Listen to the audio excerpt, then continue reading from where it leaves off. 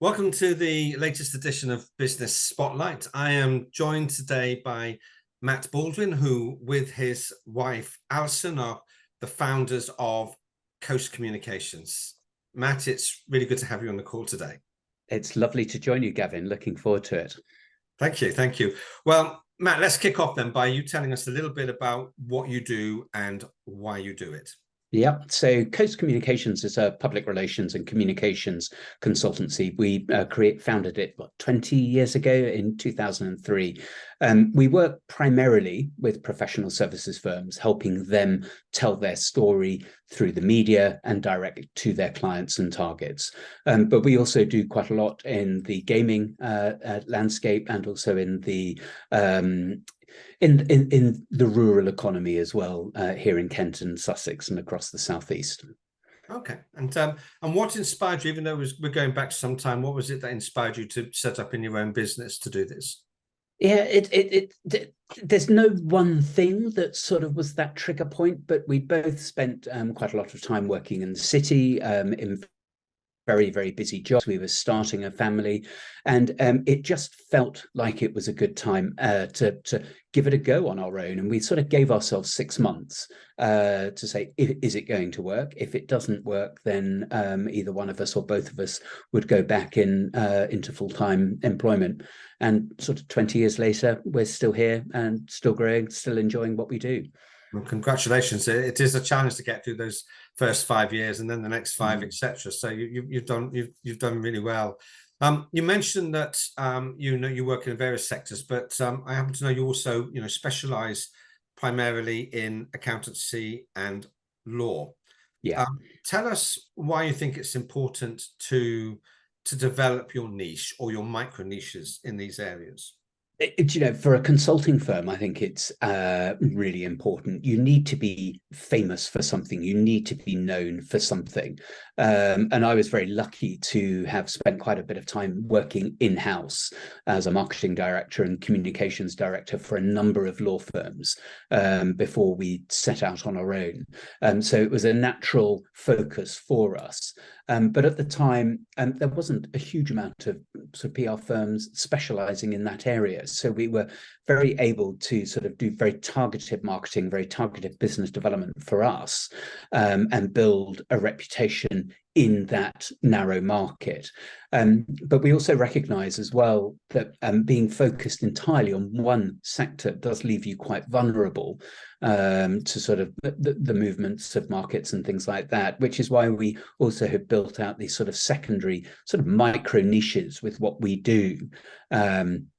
And I think it also provides sort of different insights to those different client groups as well. So you can bring something different to, say, for example, our land-based businesses that we work with the experiences of very large professional services firms, and likewise the other way around. So we find it's just an easier way for us to build a business by focusing on one or two industry sectors rather than to try and cover all bases.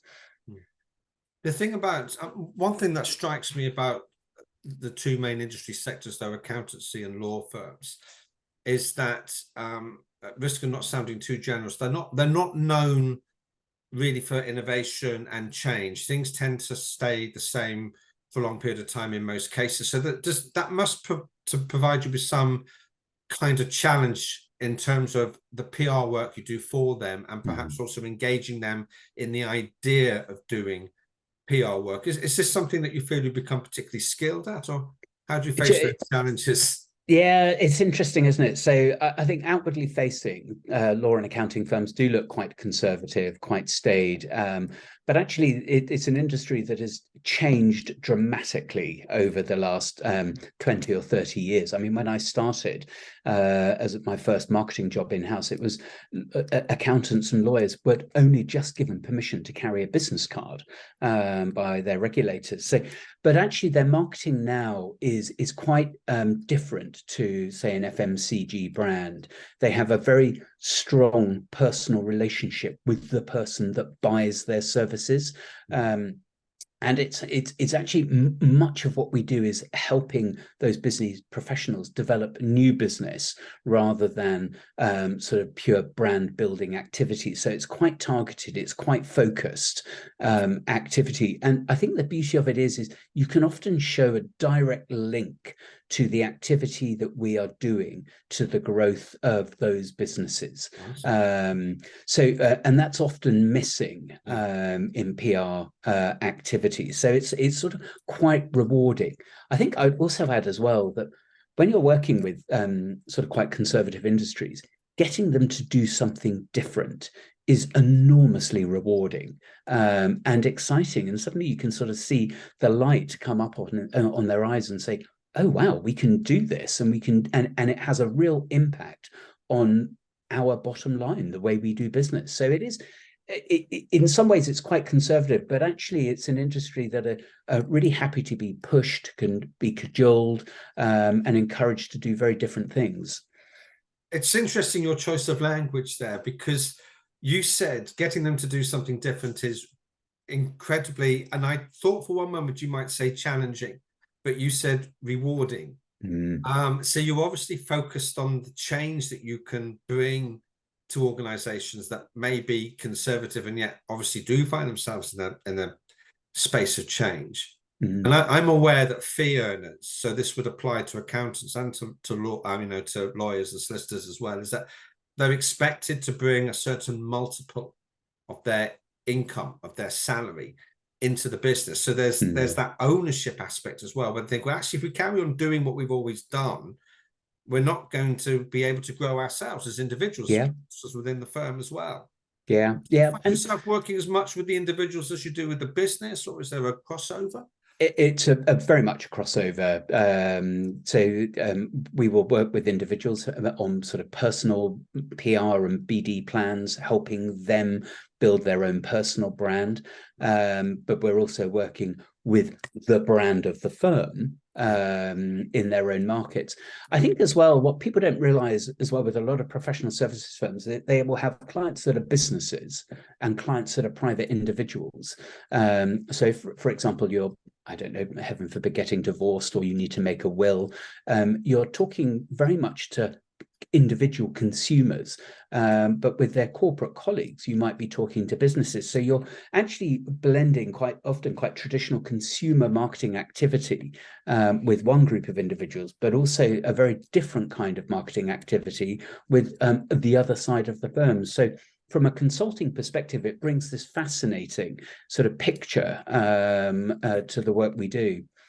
And this is your creative potential as well, because it sounds that's where although the niche is in the customer, the breadth is in the activities that you do with the customer. Really interesting. Yeah. So Matt, I'm aware also that you're a bit of a fan of the different means by which companies can present themselves and tell their story. And we were talking before this interview about the business spotlight as being an example of that. Shine a bit of a light on what you're doing in terms of encouraging your clients with telling their own story. Yeah, I'm a journalist by background, and I love telling stories, and I love other people's stories. I just find them inherently interesting and fascinating. And we very quickly learned that particularly in the consulting space, and the same for a lot of other businesses, is that actually if you are constantly telling your own story yourself, people do very quickly get bored. So we looked at ways of how we can allow our clients and those that we would like to work with begin to tell their own stories and our story alongside that. So very much in the same way that you have this business spotlight series, we publish our own magazine. It's called The Professionals, and we give a platform for our clients to talk about the fantastic work that they've been doing, sometimes with us, sometimes with other creative agencies. It's also a fantastic outreach for us to talk to those kinds of businesses that we would like to work with by inviting them to sort of talk about themselves. But off the back of that, it's been quite interesting because it suddenly put us in a position where other publishers are turning to us and saying, look, could you do the same for us? It's sort of opening a new revenue stream for us in publishing direct to client communications. And in one instance, there's a quite an interesting sort of trade group for marketers in professional services. And I've now been asked to edit their magazine that now has a global reach. So it's sort of, and I would encourage any organization, any company, just to think a little bit differently about their marketing. Try different things. What we do may not work for a retailer, but it might. And I would encourage you to try it. Give it a go. If it doesn't work, don't keep with it. Sort of learn to fail fast, and move on and try something else. If your marketing is static, doing the same thing week in, week out, year in, year out, it becomes very stale very quickly. I think that's absolutely spot on, Matt. I totally agree. And as a business coach, you know, one of my challenges is encouraging my clients to step out of their comfort zone. You know, I use some very simple pictures. So, example, marketing is like a 3 or 4-legged stool. If it's got if it hasn't got enough legs, it's unstable. The more, the better. But sometimes you need to swap those legs out and put something that you haven't tried, because otherwise, if you carry on doing what you've always done, you'll always get what you've always got. So where does the growth come from? So you're absolutely spot on there. People do need to be brave and be creative. And I would add to that, and measure what it is that they do, the impact of what they do as well. Yeah.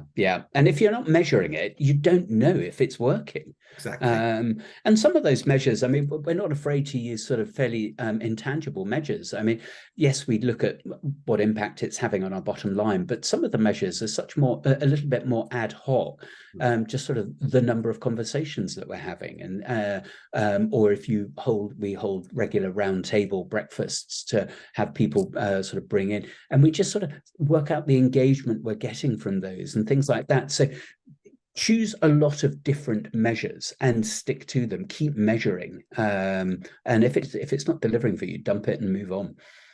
Very interesting you should say that. I remember in terms of lawyers, I worked with one law firm on their networking, and one of the measures was how many business cards they brought back, and I flipped it on its head. And I said, it's not how many you bring back. If you bring back 3 cards and have 3 conversations, that's a target. If you bring back 30 and have none, that's pointless activity. It is, exactly. And it's don't just do stuff, do meaningful stuff. Matt, one of the things that's really coming across, or has come across during the course of this interview, is that, you know, even 20 years in, you're clearly energized, you're clearly passionate about what you do, and highly motivated. I guess there's something there to be said for doing what you love and what you're passionate about. Yeah, do you know, life is quite short at the end of the day, and and particularly if you're running your own business and you don't love what you do, your customers and clients will see that you don't love it, and if you don't love it, why the hell should they? So you really do have to enjoy what you do. And of course, we have days where you wake up and you think, oh, really, do I really want to do this again today? But take a break, go out and go for a walk, stretch your legs, clear your head, come back. It's a fantastic thing to do. It's a fantastic thing to do if you can find that thing you love. Matt, thank you so much for sharing your thoughts with us today. It's been absolutely fascinating talking to you. Yeah, likewise. Yeah, an awful lot of learnings to take away from that. Good. Well, thank you very much for having me. It's been a real pleasure.